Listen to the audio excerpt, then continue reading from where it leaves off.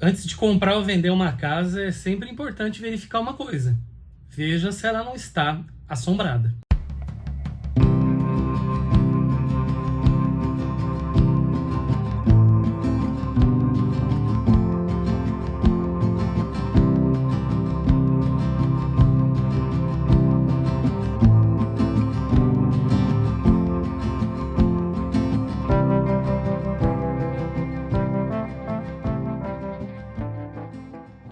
E aí, pessoal, tudo bem com vocês? Sejam muito bem-vindos e muito bem-vindas a mais um vídeo aqui da Acrópole.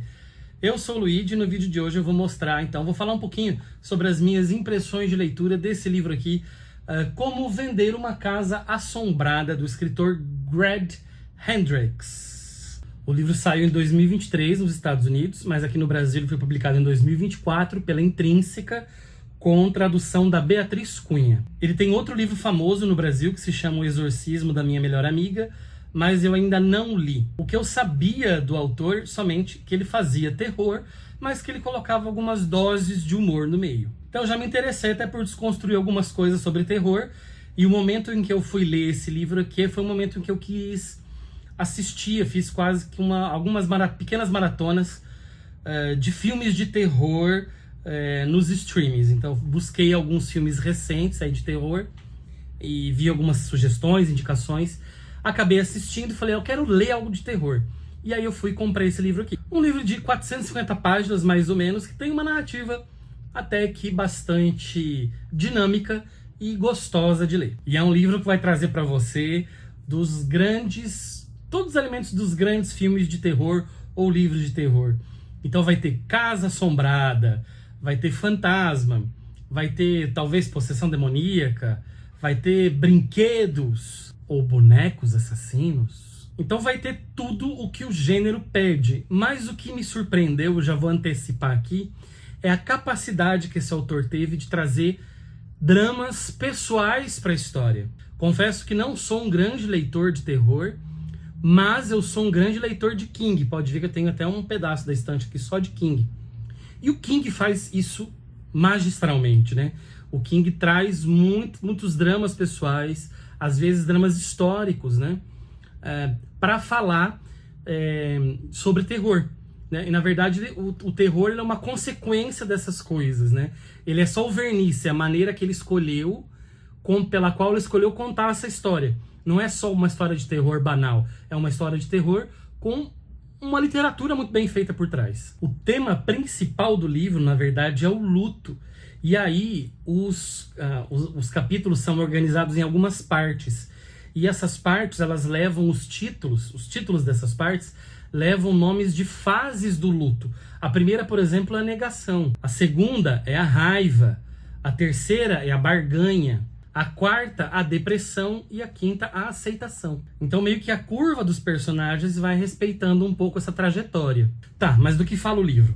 A protagonista do livro aqui é a Louise. A Louise não é a narradora, porque é um livro narrado em terceira pessoa, mas a gente acompanha a narrativa pelo olhar, esse olhar desse narrador em terceira pessoa, um olhar muito acoplado à Louise. Então, é a partir da Louise que a gente vai entender as coisas na narrativa. Então é quase que uma perspectiva dela. Ela mora em São Francisco, na Califórnia, e ela passou boa parte da vida em Charleston, né, no sul dos Estados Unidos. E ela sai dali, ela se emancipa muito cedo, para ir para a faculdade, inclusive, mais cedo que os demais, porque ela quer sair daquela família. Ela não tem uma boa relação com a família, exceto com o pai. O pai é uma pessoa com quem ela conseguiu desenvolver certo afeto e afinidade. Mas a relação com a mãe e com o irmão sempre foram muito complexas. A própria mãe teve uma relação muito complexa com a mãe dela, perdeu o irmãozinho quando ela era criança. Então, uma mãe também que tem alguns problemas aí de traumas de família, né? E essa mãe vai desenvolver o seguinte, ela vai desenvolver uma obsessão no sentido que a filha, Louise, precisa ser perfeita. E se ela é perfeita, ela não fez mais do que obrigação, ela tem que tirar ótimas notas, ela tem que conseguir tudo, e ainda assim ela não tem a aprovação da mãe. Já o irmão mais jovem, o irmão mais novo, que é o Mark, é um menino super protegido pela mãe, e que por mais que seja, entre aspas, um fracassado, né? Ele é um menino que recebe muita atenção da mãe. Então ele cresce muito mimado. Então ele começa as coisas e larga, ele não se importa com ninguém. E ele não tem o mesmo perfil da Louise. Então os pais gastam dinheiro para mandar ele para a universidade, ele abandona a universidade. Aí ele vai fazer uma carreira de não sei o que, daí ele abandona. Tudo que ele faz, ele larga. Isso vai criando um abismo entre ele e a Louise, que é muito perfeccionista e quer fazer as coisas muito bem feitas. É um cara que sempre aparece bêbado, dá showzinho, e faz todo mundo da família ficar um contra o outro, enfim. Ele é um cara complexo, problemático aos olhos da Louise. Então ela quer se afastar dele e ela seguiu a sua vida lá em São Francisco, se formou, conheceu uma pessoa e desse relacionamento ela teve uma filha. Ela não permaneceu com essa pessoa, na verdade ela nem casou com essa pessoa, ela se tornou uma espécie de mãe solo. Ela é mãe da Pop. E aí quando ela se torna mãe, parece que tem uma mínima aproximação da mãe com ela. Mas que só dura pouco tempo, porque quando a Pop tem 5 anos, então só 5 anos que a Louise é mãe, os pais da Louise falecem juntos. Eles sofrem um acidente de carro e morrem nesse acidente. O pai morre um pouquinho antes, morreu na hora, e a mãe morre a caminho do hospital. E o irmão demora quase 2 dias para avisar a irmã, porque ele está preparando as questões do velório, da cerimônia, enfim. Isso cria ainda mais atrito entre os dois, né? A Louise fica muito possessa e já dá uma briga enorme ali entre os dois. E é claro que ao longo da narrativa, gente, algumas coisas vão sendo apresentadas, algumas coisas novas vão sendo mostradas, e a gente percebe que a Louise não é tão perfeita assim, e que o Mark também não é esse canalha total que a gente imaginava que ele fosse. A gente vai vendo que os personagens vão adquirindo mais camadas e vão tendo mais profundidade. Então a Louise tem que ir para Charleston, então ela deixa a filha Pop, né, com o pai dela, e sai de São Francisco para viajar para essa cidade, para a cerimônia, para definir as coisas da casa, né, se vão vender a casa ou se não vão. E daí ela encontra algumas primas, ela encontra também algumas tias, e aquela coisa de família, aquele brigueiro, né, um falando mal do outro, aí o outro chega, a pessoa finge que tá tudo bem, e a pessoa vira as costas, aí mete pau, e aí se contradiz, se intervém na vida de um e de outro. É uma típica família de pessoas que ficam se intrometendo uns na vida dos outros. Gente, tudo que eu tô falando aqui ainda é o início da narrativa. Não são grandes spoilers, vão ter inúmeros plots pra frente, e são esses plots que eu vou evitar trazer aqui para que a experiência de leitura não seja prejudicada, porque esse livro aqui, sim, é um livro em que as viradas da narrativa fazem muita diferença na experiência de leitura. Mas, por enquanto, tá tudo bem. E aí chega a questão do testamento, né? A questão do testamento, eu não vou resumir para vocês aqui. Mark e a Louise, eles não conseguem ter uma mínima de uma discussão que eles não se agridam verbalmente. Eles se atacam o tempo todo. Parece que um tá falando uma língua, tá falando outra. Muito pelo Mark ser essa pessoa frustrada que ele é, e muito da Louise ser essa pessoa perfeccionista e controladora que ela é. No fim das contas, pelo testamento, a gente descobre que a Louise não ficou com nada, ela não herdou nada. Quem ficou com 100% da casa, né, do patrimônio, foi o Mark. Mas a Louise ficou com uma coisa, com os objetos artísticos da mãe. E aí uma pausa. A mãe se dedicou profissionalmente como uma fazedora de bonecos, vamos dizer assim. Fantoches, quase como uma coisa de ventríloco, sabe? Ela tem uma coleção disso, ela faz parte inclusive de uma associação, de um grupo que fazia apresentações artísticas disso. E todos esses bichinhos, né, bonequinhos, fantochezinhos, marionetezinhas que seja, eles ficam pra filha. E aí então vai ser essa briga, né? Porque o Mark quer tirar tudo da casa pra limpar de uma vez, jogar tudo fora e vender a casa, porque tá louco pra torrar o dinheiro. E a Louise tendo que pedir pro irmão esperar pra que ela olhe cada objeto da casa pra ver o que é artístico e pra que ela possa, né, então cuidar. E também ela aproveita pra dar uma alfinetadinha no irmão pra dizer, olha, eu decido o que é arte aqui, então eu vou levar meses ou anos para tirar todo o espólio daqui. Enquanto eu fizer isso, você não pode vender a casa. Enfim, gente, e aí a narrativa vai se construindo, essa briga entre irmãos, Mas vai chegar um momento que eles vão perceber na casa que vão acontecer coisas estranhas nessa casa.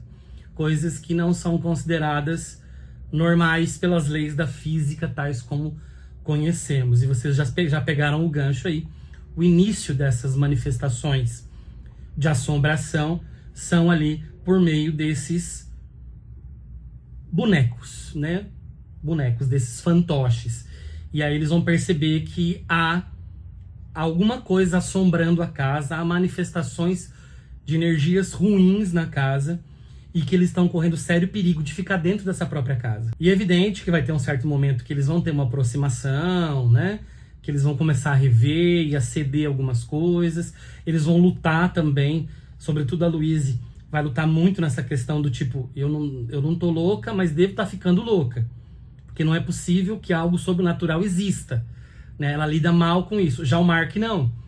O Mark é do ramo da família, é do lado da família, que acredita muito fortemente nessas manifestações sobrenaturais. E tem uma tia que está pedindo muito para que eles não vendam a casa. E essa tia me parece ser, né, ela parece ser aquela pessoa que guarda, que conhece muito sobre a família e guarda muitos segredos escondidos dessa família. E aí eles vão tentar entender o que está acontecendo, tentar sobreviver, e aí vão ter vários confrontos com esse sobrenatural dentro dessa casa. E eles vão perceber que ficar nessa briguinha aí entre os dois não vai adiantar nada, eles precisam se unir para conseguir entender o que está acontecendo, para derrotar aquilo e finalmente conseguir vender a casa. E como eu disse, gente, tem cenas... Eu não achei as cenas tão amedrontadoras assim, mas são boas cenas de terror, eu acho. E tudo vem muito envelopado de um jeito muito interessante, porque tem algumas pitadinhas de humor e tem essa carga emocional, né? Porque imagina, você perder um pai e perder uma mãe já é uma coisa muito difícil, muito dura.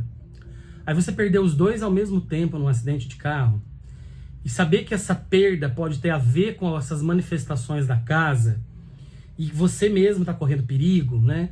Então, assim, são camadas e camadas de dramas pessoais, né? A perda dos pais, a aceitação ou não daquilo, né? Como seguir a vida, como seguir em frente. No caso da Louise, eu tinha uma relação muito ruim com a minha mãe. Como eu vou ser para a minha filha, né? O quanto o que a minha mãe foi influencia em mim para que eu forme o meu caráter enquanto mãe. E quanto disso vai respingar na minha filha. E daí descobrir segredos dessa família que remontam a um passado muito distante e você começar a perceber... Sabe quando você descobre alguma coisa sobre alguém que você conhece durante muito tempo e você não entende o porquê daquele comportamento? E aí você fala assim, caraca, aquilo que aconteceu moldou o caráter dessa pessoa. E você começa a olhar as coisas por um outro prisma. É isso que esse livro traz. Então, apesar de ele ter pequenas cenas de slasher, talvez, podemos dizer assim, uma lembrança a Chuck, boneco assassino, né? Ele tem muitos outros elementos. Não é um horror gratuito. Não são cenas de morte gratuita, ou aquele padrão do cinema, né? Adolescentes, imbecis, brincando na beira de um lago ou de uma piscina, flertando sexualmente, e aí um maluco chega e mata todo mundo. Pode ver. Esse plot é o plot de metade dos filmes de terror dos últimos 30 anos. Não, é um plot diferente. Então, assim, na questão da linguagem, gente, não vou mentir, vocês não vão encontrar nada rebuscado, nada artístico, nada bem construído, nada belo. É uma linguagem direta, uma linguagem descritiva direta. E aqui o autor foca na questão da narrativa. A prerrogativa aqui é entender a narrativa. Por isso, se você gostar desse tipo de narrativa, recomendo muito a leitura desse livro.